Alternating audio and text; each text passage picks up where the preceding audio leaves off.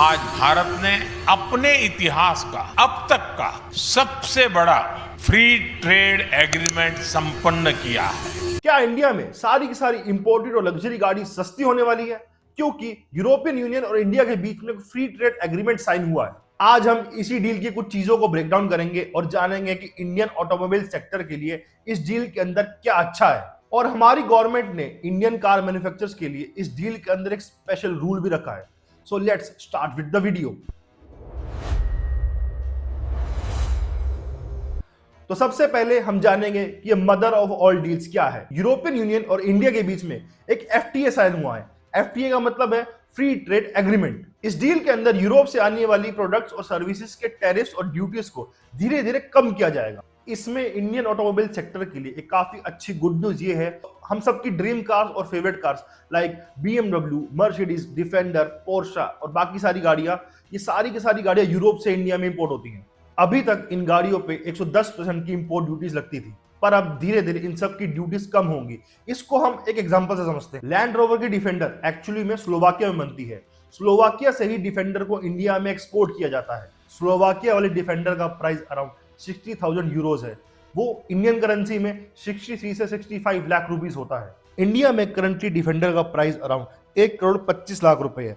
तो इस trade deal में पहले 5 साल में ड्यूटीज को 110% से कम करके 40% तक किया जाएगा।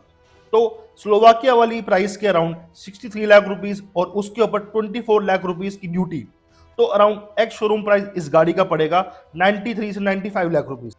और आने वाले 5 सालों के बाद इन ड्यूटीज को 40% से घटाकर 10% किया जाएगा। तब की इन्फ्लेशन वगैरह को लगाकर इस गाड़ी की प्राइस अराउंड 70 से 75 लाख रुपीस एक्स शोरूम हो जाएगी। तो ये डील उन कार लवर्स के लिए काफी ज्यादा फायदेमंद रहेगी जो बजट के चलते अपनी फेवरेट कार्स को नहीं ले पा रहे। इस डील के अंदर सिर्फ सीबीयू कार्स पर ही ड्यूटीज कम की जाएंगी, सीकेडी पर नहीं। अब ये सीबीयू और सीकेडी क्या है? सीबीयू का मतलब होता है कंप्लीटली बिल्ट यूनिट और सीकेडी का मतलब होता है completely knockdown unit.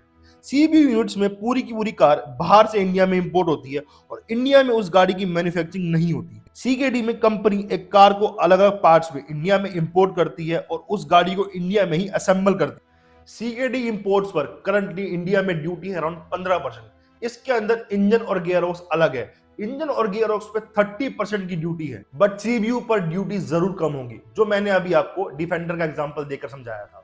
Now let's understand इस डील के अंदर इंडियन मैन्युफैक्चरर्स लाइक टाटा और महिंद्रा के लिए क्या अलग है। गवर्नमेंट ने करंटली इस डील के अंदर ईवीज को एग्जेम्प्ट किया है।